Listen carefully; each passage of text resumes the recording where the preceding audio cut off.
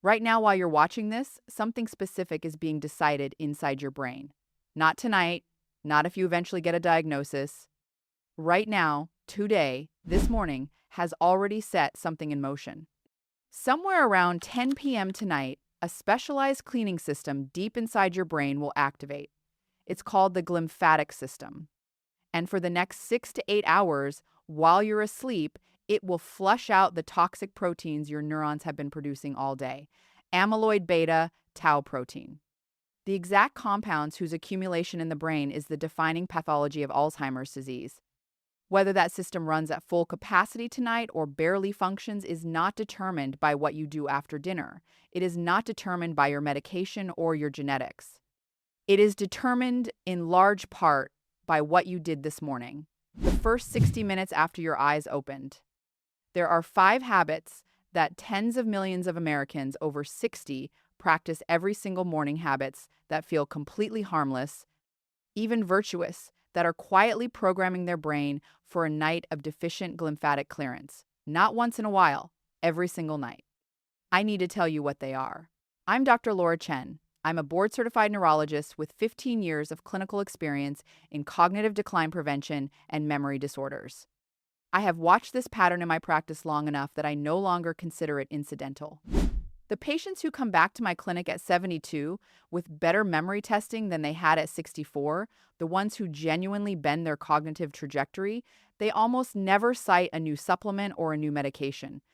What they consistently describe is that they change something about their mornings.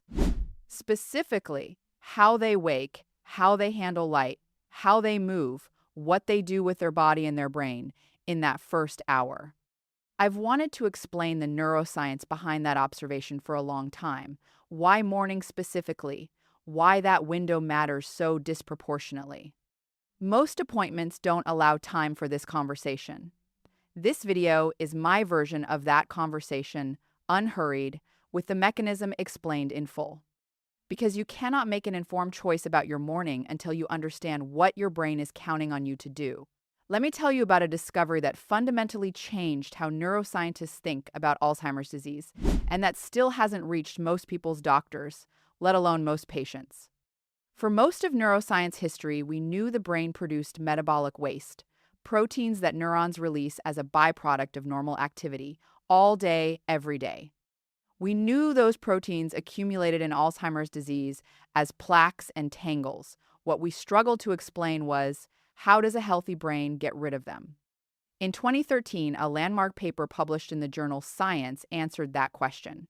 Your brain has its own specialized waste clearance system, the glymphatic system. Named for the glial cells that operate it and the lymphatic drainage system it functionally resembles, and what it does during sleep is remarkable.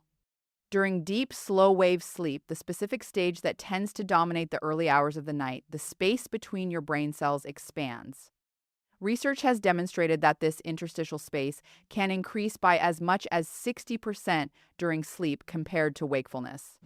Cerebrospinal fluid is driven through this expanded network via convective flow, flushing out the metabolic waste your neurons have accumulated throughout the day, including amyloid beta, including tau, the exact proteins that form the plaques and neurofibrillary tangles of Alzheimer's disease. This was a theoretical framework for many years. Then, in early 2026, a study published in Nature Communications, one of the most consequential pieces of human evidence we now have on this system, used a randomized crossover trial with 39 participants and directly demonstrated that glymphatic clearance during normal sleep measurably increased the removal of amyloid beta and tau from the brain compared to nights of sleep deprivation. The researchers concluded that sleep-active physiological processes, particularly reduced brain parenchymal resistance, enhance overnight glymphatic clearance of Alzheimer's disease biomarkers. Now here is why this matters so urgently for anyone watching who is over 60. The glymphatic system does not age gracefully. The aquaporin, 4 water channels that drive the fluid exchange, become progressively less efficient with age. The system's clearance capacity declines. Your brain's overnight custodial crew is working with older equipment, reduced staffing, and a tighter schedule than it had at 45. which means the quality of your sleep and specifically the depth and duration of your slow wave sleep matters more now than it ever has. A 8-year-old brain can sustain several nights of shallow, fragmented sleep and largely recover. An aging brain trying to clear amyloid beta that it's already less efficient at clearing to begin with cannot absorb the same margin of error. Every morning habit I'm about to describe does the same thing. It weakens the circadian signal that governs your sleep architecture, reduces the depth of your slow wave sleep that night, and gives your glymphatic system less to work with, night after night, year after year, before a single symptom appears. The central villain connecting all 5 habits is circadian rhythm disruption. Your brain's cleaning crew doesn't operate on a loose, approximate schedule. It runs on a precise 24-hour biological clock. Slow wave sleep, the phase when glymphatic clearance peaks, follows circadian timing as strictly as any system in your body. A strong, consistent circadian rhythm produces deep, restorative, slow-wave sleep at predictable times. A weakened or fragmented rhythm produces lighter, earlier waking, less restorative sleep, and a glymphatic system that runs behind schedule or stops early. A study published in Neurology in December 2025 followed 2,183 older adults and found that those with the weakest, most fragmented circadian rest activity rhythms had nearly 2.5 times the risk of developing dementia compared to those with strong, consistent rhythms. Every standard deviation decrease in circadian amplitude increased dementia risk by 54%. Lead researcher Dr. Wendy Wang of UT Southwestern noted that these disruptions may interfere with sleep and reduce amyloid clearance from the brain. Here is the critical detail. You do not weaken your circadian rhythm at night. You weaken it or strengthen it in the morning, in the first hour after waking. Here is how. This is the most widespread habit on this list and the one people feel most entitled to because it seems like exactly what an exhausted body is asking for. You had a difficult week. Saturday morning arrives and you stay in bed until 9:30 instead of your usual 7. That feels like recovery. What it actually is, from a neurological standpoint, is a 2.5-hour phase shift in your circadian clock. Your brain's master timekeeper, the suprachiasmatic nucleus in the hypothalamus, does not understand weekends. It tracks one thing: the relationship between your wake time and the environmental light signals that follow it. Every time you shift your wake time by more than 45 to 60 minutes, you are telling your biological clock to recalibrate. Chronobiologists call this social jet lag the mismatch between your biological clock and your social schedule, and it produces the same kind of internal desynchronization as crossing several time zones, repeatedly, week after week. The December 2025 Neurology study found that older adults with weaker, more fragmented circadian rhythms, exactly the pattern that irregular wake times produce, had nearly 2.5 times the dementia risk of those with strong, stable rhythms. The researchers identified disrupted circadian rhythm as a possible mechanism for increased amyloid accumulation. This is the physiological cost of the sleep-in. What your brain needs is not more hours in bed on Saturday. It needs to know with precision what time it is every single morning so it can execute deep, slow-wave sleep at the correct circadian phase every single night. The swap. Choose one wake time. Hold it 7 days a week. Weekends, holidays, recovery days. If you need more sleep, go to bed earlier. The morning anchor is what regulates everything downstream. This is behavioral, it's increasingly common, and most people have never connected it to what happens to their brain at 2 a.m. Light is the primary Zeitgeber, the biological term for time giver that your circadian clock receives from the external world. When bright natural light strikes the specialized photosensitive retinal ganglion cells in your eyes within the first 30 to 45 minutes of waking, it transmits a precise signal to your suprachiasmatic nucleus. It is morning. The day begins now.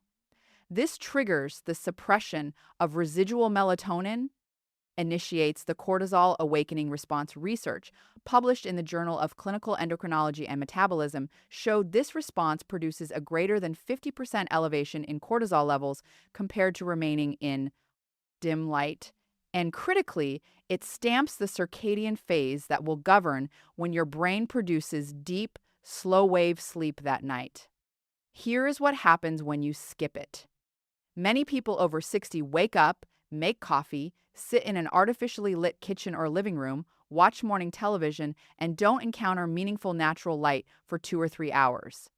Artificial indoor lighting is typically 100 to 500 lux. Morning outdoor light, even on an overcast day, is typically 2,000 to 10,000 lux or higher. Without a strong morning light signal, your circadian clock receives a weak, ambiguous message. The melatonin suppression is incomplete. The circadian phase is imprecise. And that night, measurably, your brain's entry into deep, slow-wave sleep is delayed, shorter in duration, and more easily disrupted. The glymphatic cleaning window shrinks. The swap. Within 30 minutes of waking, spend 10 to 15 minutes outside in natural daylight. Not through a window, glass filters the specific short wavelengths that drive circadian entrainment. Overcast days still work. The light is still dramatically brighter than any room in your house.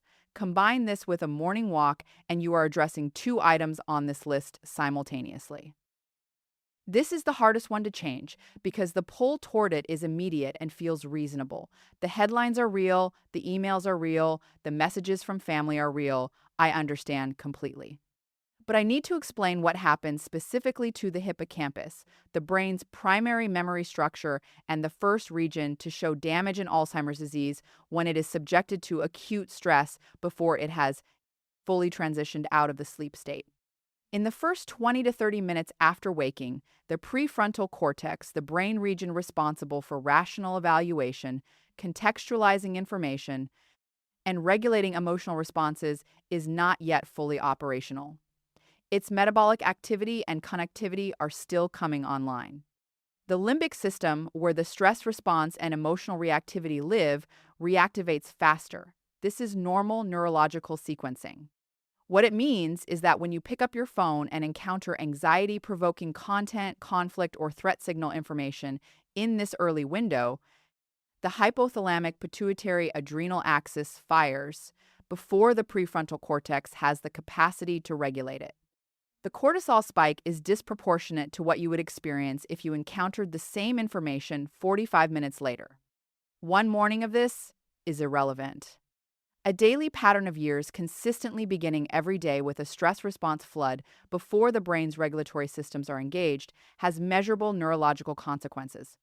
Chronic excess cortisol has direct neurotoxic effects on the hippocampus. The research on this is consistent across decades. Chronically elevated cortisol is associated with reduced hippocampal volume. The memory center of the brain becomes smaller, more vulnerable, less resilient. This is not the cortisol awakening response your brain needs. That natural, calibrated morning surge is protective. The artificially amplified, threat-driven version is the opposite. The swap, a protected 30-minute window after waking, no phone, no news, no social media. Use a physical alarm clock if you need to. Hydrate, get outside, move. Then check your phone. Everything will still be there. Your hippocampus will be in a fundamentally different condition to receive it. Most people understand that exercise is good for the brain. Very few people understand that the timing of movement, specifically morning movement, governs what happens to their brain 9 hours later during sleep. Here is the mechanism. Physical activity drives the production and accumulation of adenosine in the brain, the molecule that builds sleep pressure throughout the day. The more adenosine you accumulate, the stronger your drive toward deep, sustained, slow-wave sleep at night. Sedentary days produce weak adenosine buildup. Weak adenosine buildup produces weak sleep drive. Weak sleep drive produces lighter, shorter, more fragmented, slow-wave sleep, exactly the condition in which the glymphatic system underperforms. This is the adenosine argument for morning movement. There is also the BDNF argument. BDNF, brain-derived neurotrophic factor, is a protein that neuroscientists have sometimes described as fertilizer for neurons. It supports the survival and growth of new synaptic connections, protects existing neurons from damage, and is critically important to hippocampal health. Physical activity is one of the most potent triggers of BDNF release we know of. The Rush Memory and Aging Project, a landmark longitudinal study from Rush University Medical Center, found that older adults who engaged in regular physical activity, including walking, showed a 38% reduction in Alzheimer's risk and significantly slower rates of cognitive decline compared to sedentary peers. Mornings spent in chairs, on couches, or in bed limit adenosine production, suppress BDNF, and reduce the depth and duration of the slow-wave sleep your glymphatic system requires to clear the day's accumulation of amyloid and tau. The swap: 20 to 30 minutes of moderate physical movement before 10 a.m. It does not need to be strenuous. A brisk walk, particularly one taken outside, produces measurable BDNF release, builds adenosine, and anchors your circadian rhythm through the light exposure. 3 protective mechanisms from 1 to 5-minute walk. This is the quiet one, the one that sounds the least alarming, and in some ways it is the most underappreciated mechanism on this list. You have been asleep for 7 or 8 hours. You have lost fluid through respiration. Your blood is marginally more viscous than it was at bedtime. Your brain's cerebrospinal fluid volume has been working through the night, and its fluid reserves are at their lowest point of the 2-4 hour cycle. This is the moment when most people reach for coffee, a mild diuretic, and skip water entirely until mid-morning or lunch.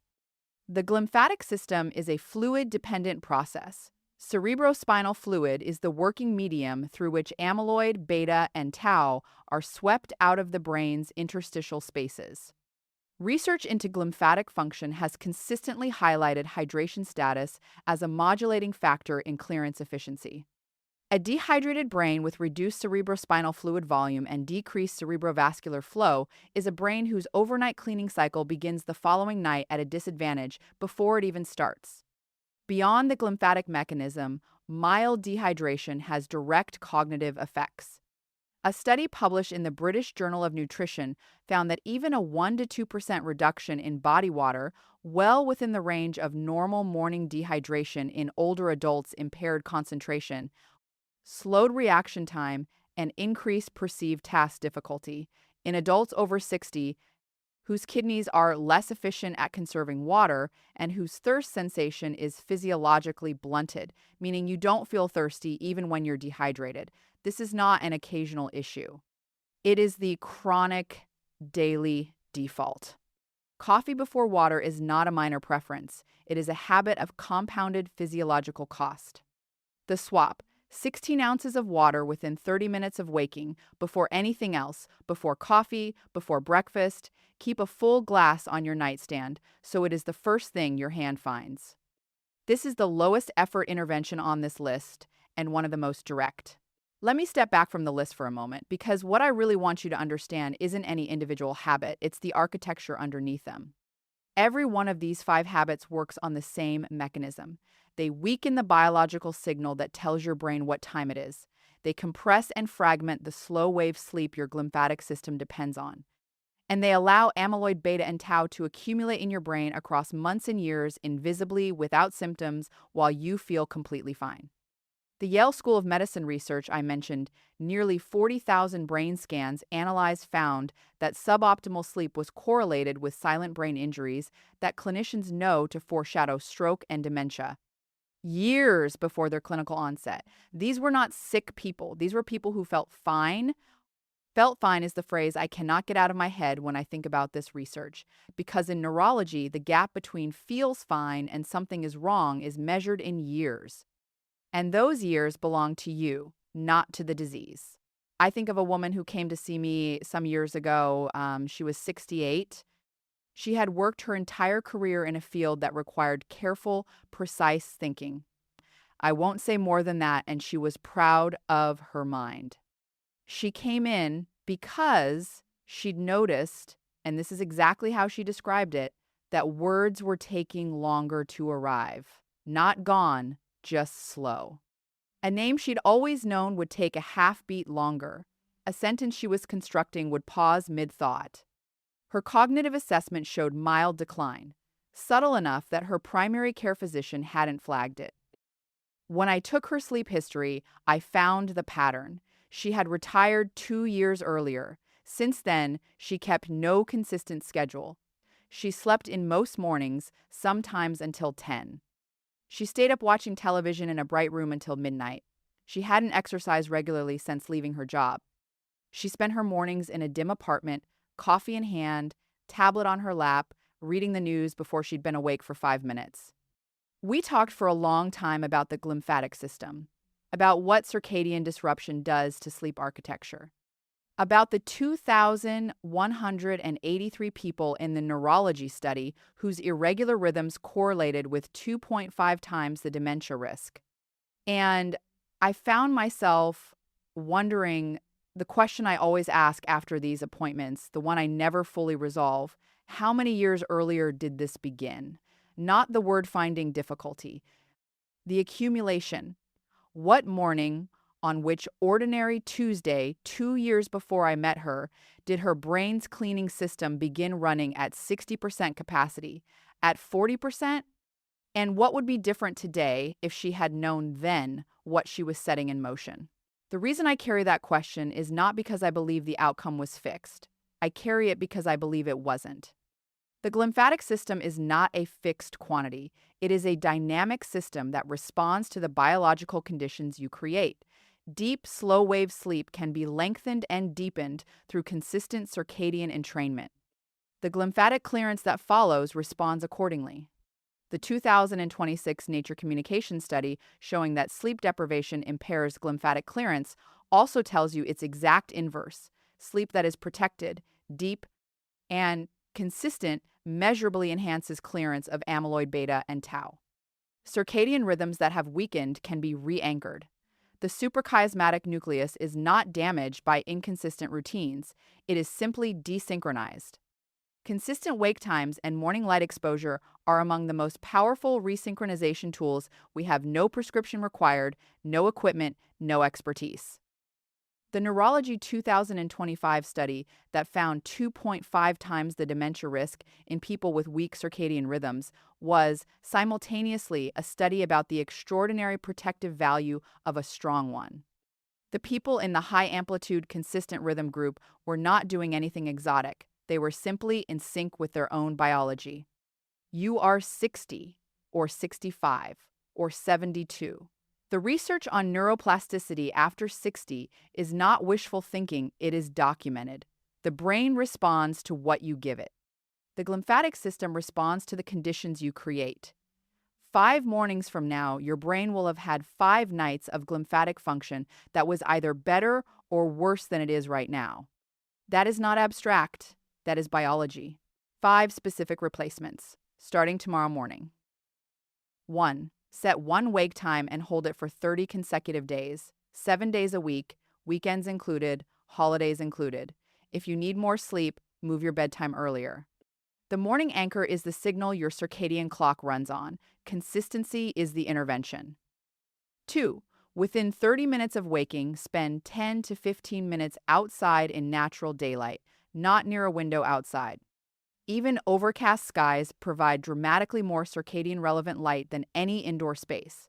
This is the single most powerful circadian entrainment tool available to you, and it costs nothing. 3. Declare the first 30 minutes after waking a phone-free window. Use a physical alarm clock if you need to. Your hippocampus needs to fully come online before you ask it to process threats, conflict, or anxiety-generating content. Give it that transition. Everything on that screen will still be there in 30 minutes. 4. Move for 20 to 30 minutes before 10 a.m. A brisk walk is sufficient. This builds adenosine sleep pressure for that night. It triggers BDNF neuroprotection for your hippocampus. Combined with outdoor light, it anchors your circadian clock. 3 mechanisms, 1 walk. 5. Drink 16 ounces of water before your first cup of coffee. Every morning, keep a full glass on your nightstand. Your glymphatic system spent the night doing its most important work. Give it what it needs to recharge for tomorrow night. None of these require a prescription. None of them require a perfect lifestyle. They require you to understand what your brain actually needs, which you now do. Which of these 5 did you recognize in yourself, and which one surprised you most? Tell me in the comments. I read every one, and the patterns in your answers genuinely inform what I cover next. If someone you love is over 60, a spouse, a sibling, a parent, a close friend, share this with them, not because it will frighten them, because this is the conversation that almost never happens before the diagnosis. And this is precisely when it has the most power. I make these videos because every person deserves the conversation their doctor didn't have time to have. Subscribe so you don't miss the next one. Everything I've shared today is based on published neuroscience research and my clinical experience. Your brain is unique. Before making any significant changes, especially if you're managing a neurological condition, sleep disorder, or medication affecting your sleep or circadian function, please talk to your own physician. That conversation is always worth having.